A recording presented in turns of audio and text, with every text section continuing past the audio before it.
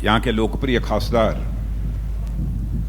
श्रीमान गिरीश जी बापट, महानगर अध्यक्ष श्री जगदीश जी मुलुक, श्री सिद्धार्थ शिरोले विधायक, श्री सुनील कांबले, विधायक को आमदार बोलते हैं ना, आमदार, श्री धीरीज घाटे प्रदेश मंत्री, श्री बापू साहेब पठारे पूर्व विधायक, श्री दिलीप कांबले पूर्व राज्य मंत्री, श्री गणेश विडकर पूर्व नेता सदन नगर निगम, श्री हेमंत रासने, श्री गणेश घोष और यहाँ इस सभागार में मौजूद मेरे सभी कार्यकर्ता बहनों एवं भाइयों,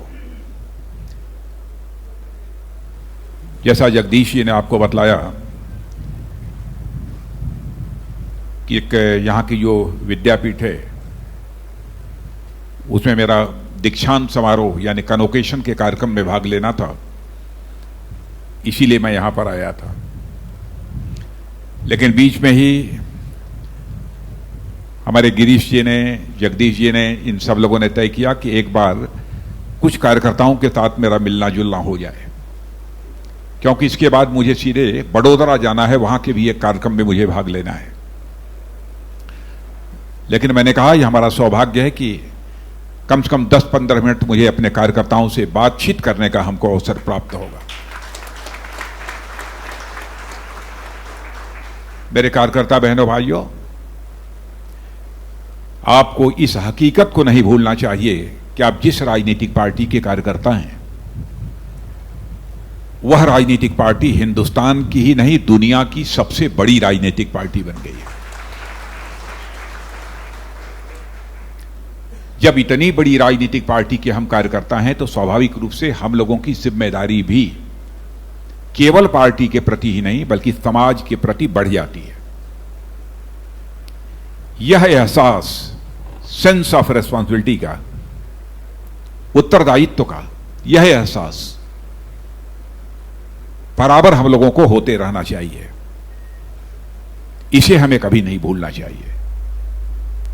प्रारंभ से ही हमारे पार्टी के नेताओं ने जो कुछ भी हमें सिखाया है, बताया है, अथवा जिस विचारधारा को लेकर, जिस आइडियोलॉजी को लेकर हम लोगों ने अपनी राजनीतिक यात्रा इस हिंदुस्तान में प्रारंभ की,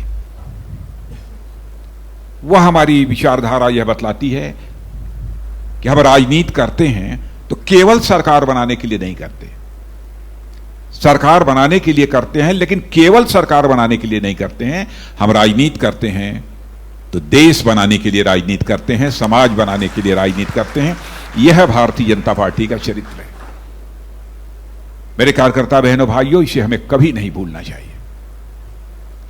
आपने स्वयं महसूस किया होगा, जब से हमारी केंद्र में सरकार आई है, मोदी जी भारत के प्रधानमंत्री बने हैं, मैं सारी चीजों की बहुत विस्तार में जाकर मैं चर्चा करूंगा तो 1.5 घंटे का भाषण होगा। अब मुझे 10 मिनट में अपनी बात समाप्त करनी है। जो भी कदम हमारी सरकार ने मोदी जी के नेतृत्व में उठाए हैं उससे आप अच्छी तरह परिचित हैं।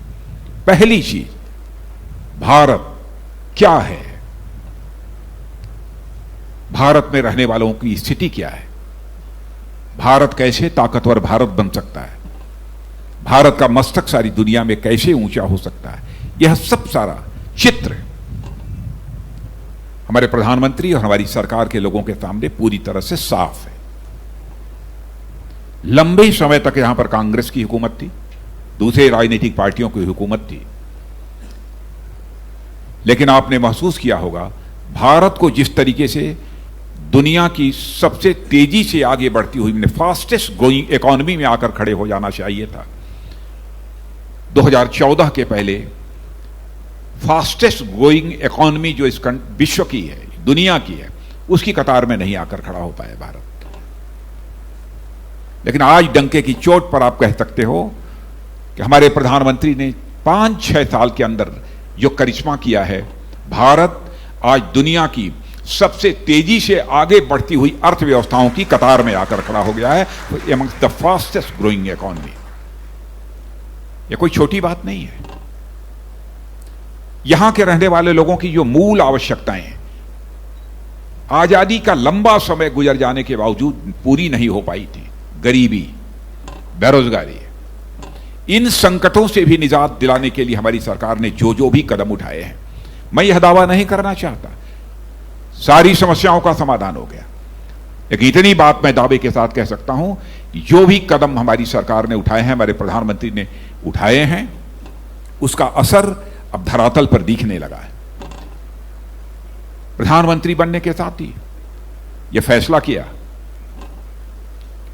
कि 2022 समाप्त होते होते इस हिंदुस्तान में ऐसे हालात पैदा कर देंगे, एक भी परिवार शेष नहीं बचेगा जिस परिवार को अपना सिर ढकने के लिए पक्का छत न मुहैया हो जाए, एक परिवार भी शेष नहीं बचेगा। इस संकल्प को हम लोगों ने पूरा किया, और जो कहीं थोड़े बहुत बचे होंगे यह संकल्प पूरा होकर रहेगा। हर घर में शौचालय होना चाहिए, टॉयलेट होना चाहिए, गरीब माताओं बहनों की भी इज्जत होती है, उनका भी सम्मान है, हर घर में टॉयलेट होना चाहिए। क्या कभी आपने कल्पना किया था ऐसा भी प्रधानमंत्री इस देश में आएगा जो यह भी चिंता करेगा कि घर में टॉयलेट है कि नहीं है?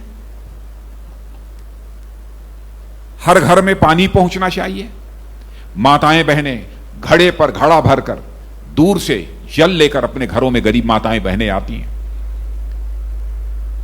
क्या इतनी संवेदना पहले के शासकों में नहीं थी? कोई विचार करते उनके घरों में भी पानी सीधे पहुंचना चाहिए। और आपने देखा कि यह संकल्प है हम लोगों का कि हिंदुस्तान में एक घर भी शेष नहीं बचेगा जिस घर में नल न पहुंच जाए और नल के माध्यम से जल न निकलने लगे, ऐसा एक घर भी शेष नहीं बचना चाहिए। कई ऐसी योजना, जनधन योजना के अंतर्गत जो बैंकों के खाते खोले गए, मेरे बहनों भाइयों, उस समय मैंने स्वयं, क्योंकि उस समय अध्यक्ष पद से मैं हटा था, भारत का गृह मंत्री बना था, तो उस समय हम लोग साथ ही बैठते थे बराबर। मैं उन्हें पूछा, मैंने कहा कि प्रधानमंत्री जी ये इतने लोगों के खाते कैसे खुलेंगे? कह राजनाथ जी खुल जाएंगे। और मैंने भाइयों एक साल के अंदर 45 करोड़ लोगों के खाते खुल गए। लोगों को यह कल्पना नहीं थी कि अकाउंट्स बैंकों में लोगों के क्यों खोले जा रहे हैं। पहले आप जानते हैं कि सरकार की तरफ से कोई भी सहायता नीचे गरीबों को भेजी जाती थी, मध्यम वर्गीय लोगों को भेजी जाती थी, तो उसमें बहुत सारी सहायता का हिस्सा भ्रष्टाचार की भेंट चढ़ जाता था। आज मैं दावे के साथ कह सकता हूं, जो भी गरीबों को अथवा भारत के किसानों को मदद जाती है, आप सबको जानकारी है, प्रधानमंत्री किसान सम्मान निधि के अंतर्गत भी 6,000 रुपया किसानों को दिया जा रहा है। मैं दावे के साथ कह सकता हूं, यदि 100 रुपया दिल्ली के बैंक से चलता है, तब 100 का 100 रुपया गांव के किनारे बैठे हुए व्यक्ति के बैंक के खाते में पहुंच जाता है। एक पैसा भी भ्रष्टाचार की भेंट नहीं चढ़ने पाता है। भ्रष्टाचार की इस बीमारी को भाषण देकर समाप्त नहीं किया जा सकता। भ्रष्टाचार की बीमारी से हम देश को निजात दिलाना चाहते हैं, छुटकारा दिलाना चाहते हैं, तो मेरे कार्यकर्ता बहनों भाइयों, वह सिस्टम में बदलाव लाकर, व्यवस्था में बदलाव लाकर ही वह किया जा सकता है। वो हमारी सरकार ने किया है। अब मैं बहुत लंबी बात नहीं करूंगा, सब मिला जुलाकर यदि कहना हो तो मैं कह सकता हूं, 8 वर्षों के अंदर अंतर्राष्ट्रीय जगत में भारत की प्रतिष्ठा बढ़ी है, भारत की इज्जत बढ़ी है। भारत को दुनिया में अब सम्मान की नजरों से लोग देखते हैं। दुनिया के देशों में जाने का मुझे बराबर अवसर प्राप्त होता है। अभी हाल में ही अमेरिका से मैं लौटा हूं। वहां रहने वाले भारतीय, सैन फ्रांसिस्को में वहां के भारतीयों के बीच मेरा कार्यक्रम था, वहां भी मैं गया था। लोगों ने बताया मुझे कि साहब, पहले भारत के प्रति इस देश में रहने वाले लोगों के मन में वह सम्मान का भाव नहीं था जो आज है। इसीलिए मैं कह रहा हूं, अंतर्राष्ट्रीय जगत में भारत की प्रतिष्ठा बढ़ी है। पहले अंतर्राष्ट्रीय मंचों पर, इंटरनेशनल फोरम्स पर भारत कुछ बोलता था तो उसकी बातों को लोग गंभीरता पूर्वक नहीं लेते थे। लेकिन आज मेरे कार्यकर्ता बहनों भाइयों, सीना ठोक कर आप कह सकते हो कि आज इंटरनेशनल फोरम पर भारत कुछ बोलता है तो सारी दुनिया कान खोलकर भारत को सुनती है। यह है भारत की। हमारे प्रधानमंत्री ने करिश्मेटिक काम किया है, करिश्माई काम किया है।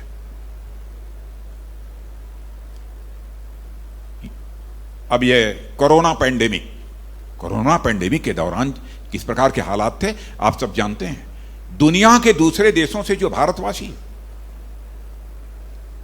वो सभी जगह, सारी दुनिया में यह कोरोना था, जो भारत लौटना चाहते थे पता नहीं कब क्या हो जाए, यह बराबर चिंता उन्हें परेशान करती थी।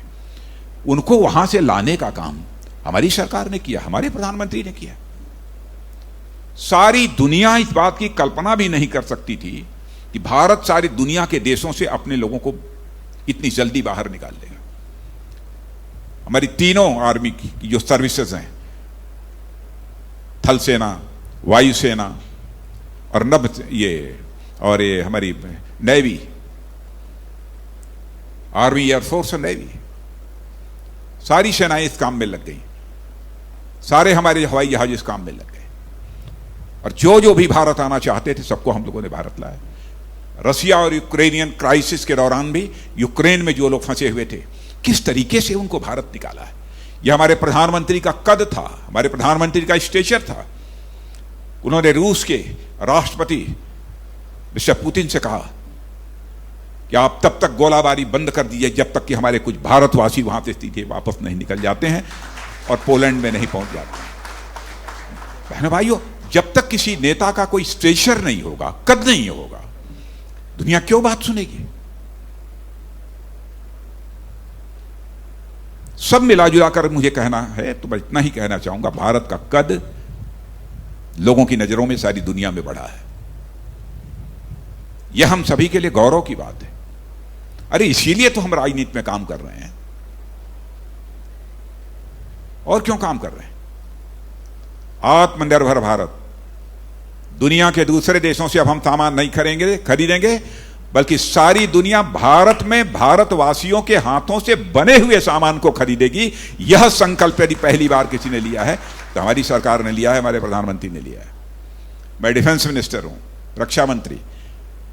आपको जानकर आश्चर्य होगा कि सारे टैंक, बड़े बड़े साजो सामान, हथियार, वेपन्स, रॉकेट्स, मिसाइल्स सब दुनिया के दूसरे देशों से हम खरीदते थे। एमिनिशंस, मैंने लोग 309 आइटम्स की लिस्ट जारी कर दी है कि फला तारीख के बाद यह आइटम बाहर से नहीं लिया जाएगा, भारत में बनेगा, भारतवासियों के साथ बनेगा, हाथ में लेगा। और यह सिलसिला शुरू हो गया है। और आज आपको जानकर प्रसन्नता होगी कि इतने कम समय के अंदर ही जो हमारा भारत सबसे बड़ा इंपोर्टर माना जाता था, आज दुनिया के 25 जो हमारी एक्सपोर्टर कंट्रीज हैं, उन एक्सपोर्टर कंट्रीज में आकर हमारा भारत खड़ा हो गया है। हथियार के मामले, वेपन्स के मामले, यह सब करिश्मेटिक काम हुए। इंडो चाइना स्टैंड ऑफ, नहीं बोलूंगा ज्यादा। बहनों भाइयों, हमारे देश की सेना के जवानों ने जिस तरीके से, जिस शौर्य और पराक्रम का परिचय दिया है, बस इतना ही कहना चाहूंगा, पूरी जानकारी यदि दे दी जाए तो हर भारतवासी का सीना चौड़ा हो जाएगा, हर भारतवासी का मस्तक ऊंचा हो जाएगा। करिश्मेटिक काम किया है हमारे सेना के जवानों ने। और इतना ही मैं आश्वस्त करना चाहता हूं कि मेरे बहनों भाइयों, यह देश पूरी तरह से सुरक्षित है। दुनिया की कोई भी ताकत भारत की ओर आंख उठाकर नहीं देख सकती है, यह भरोसा रखना। भारत की ताकत का एहसास सबको है। भारत अब कमजोर भारत नहीं रहा है। भारत अब दुनिया का ताकतवर देश बन चुका है। हम किसी को छेड़ेंगे नहीं, लेकिन यदि हमें कोई छेड़ेगा तो हम उसे छोड़ेंगे।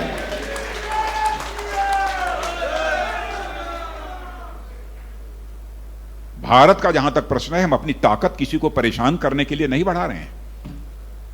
भारत दुनिया का अकेला देश है जिस देश की धरती से यहां के ऋषियों और मनीषियों ने भारत की सीमा में रहने वाले लोगों को ही अपने परिवार का सदस्य नहीं माना है, बल्कि पूरे विश्व की धरा पर रहने वाले लोगों को परिवार का सदस्य मानते हुए वसुधैव कुटुंबकम का संदेश सारे विश्व को, कहीं से यदि गया है सारी दुनिया को, तो केवल और केवल हमारे और आपके देश भारत देश की धरती से गया है। बहनों भाइयों, हम जाति, पंथ, मजहब के आधार पर कोई भेदभाव करने वाले लोग नहीं हैं। हम इंसाफ और इंसानियत की राजनीति करने वाले हैं। जस्टिस एंड ह्यूमैनिटी, यह है हमारी राजनीति के आधार। इसलिए मैं आप लोगों से कहना चाहता हूं, भारतीय जनता पार्टी का सदस्य होकर राजनीतिक क्षेत्र में काम करना, यह मैं मानता हूं कि दैवी कृपा है, यह ईश्वर के आशीर्वाद से यह अवसर हमको प्राप्त हुआ है। किसको क्या जिम्मेदारी मिलती है, नहीं मिलती है, कौन विधायक बनता है, कौन सांसद बनता है, मैं इतना ही कार्यकर्ताओं से कहना चाहूंगा, जो होना होगा होगा। मैं भी सामान्य गांव का रहने वाला था, मैं क्या जानता था कि मैं 2-2 बार भारतीय जनता पार्टी का राष्ट्रीय अध्यक्ष बन जाऊंगा, युवा मोर्चे का राष्ट्रीय अध्यक्ष बन जाऊंगा, मैं उत्तर प्रदेश का मुख्यमंत्री बन जाऊंगा, भारत का गृह मंत्री बन जाऊंगा, भारत का सर्विस ट्रांसपोर्ट मिनिस्टर बन जाऊंगा, मैं भारत का रक्षा मंत्री, क्या जानता था मैं, हो गया। कर्म करते चले जाओ बहनों भाइयों। और हमारे देश के ऋषियों और मनीषियों ने जो कहा है वो बहुत सोच समझ कर कहा है। सारे लोगों की बातें झूठी हो सकती हैं, लेकिन हमारे देश के ऋषियों और मनीषियों की बातें कभी झूठी नहीं हो सकती है मेरे बहनों भाई। उस पर विश्वास रखना, उसे परखने की कभी कोशिश मत करना। कर्मण्येवाधिकारस्तु मा फलेषु कदाचन, काम करते जाओ, कदम आगे बढ़ाते जाओ, जो मिलना है मिलेगा, मिलना होगा तो इस जन्म में मिलेगा, नहीं मिलना होगा तो फिर अगले जन्म में मिलना होगा। कम से कम भारतीय जनता पार्टी के कार्यकर्ता के रूप में काम करने का हमको सौभाग्य प्राप्त हुआ है। इसलिए आज के अवसर पर एक बात और कहकर, इसकी चर्चा होती है कि महंगाई बढ़ रही है, मैं जानता हूं, हमसे 1-2 लोगों ने चर्चा की। कोरोना पैंडेमिक, सारी आर्थिक गतिविधियां ठप पड़ गई थी। उस समय भी हमारे प्रधानमंत्री ने जिस सूझबूझ से भारत की अर्थव्यवस्था की दुर्गति नहीं होने दी, इसे रसातल में नहीं जाने दिया, उसकी जितनी भी प्रशंसा की जाए वह कम है। और इसमें रशियन और यूक्रेनियन क्राइसिस, रूस और यूक्रेनियन क्राइसिस, ये जो संघर्ष रूस और यूक्रेन के बीच में हुआ है, उसके कारण जो सप्लाई चेन का डिसरप्शन हुआ है, सामानों का आना जाना, यह सब सारा जो बाधित हुआ है, स्वाभाविक है, उसे असर पड़ेगा किसी भी देश की अर्थव्यवस्था में। और आपको जानकर आश्चर्य होगा कि दुनिया का सबसे धनवान देश जो अमेरिका माना जाता है, अमेरिका में महंगाई तो इतनी बढ़ गई कि पिछले 40 वर्षों में इतनी महंगाई अमेरिका में कभी बढ़ी ही नहीं। कम से कम भारत तो ठीक है। इसलिए कहीं पर अपराध बोध से हमको ग्रसित नहीं होना चाहिए, गिल्टी कॉन्सेप्ट हमको नहीं होना चाहिए। मेरे कार्यकर्ता बहनों भाइयों, हिम्मत से आप आगे बढ़ो। देखो हमारे गिरीश बापट जी सांसद हैं, मैं आज पूछ रहा था, हमको पहले से दुबले दिखाई दिए, लेकिन उन्होंने कहा नहीं ठीक है, चाहे जो कुछ भी है, मैं कार्यक्रम में तो जरूर आऊंगा। ये होता है जीवन, ये होता है कलेजा। तो बहनों भाइयों, इससे ज्यादा मुझे कुछ नहीं कहना है। आप सबको बहुत बहुत धन्यवाद, आप सभी का अभिनंदन है। फिर चलते हैं, फिर कभी मिलेंगे आगे। बहुत एबीपी माझा, उघडा डोळे बघा नीट।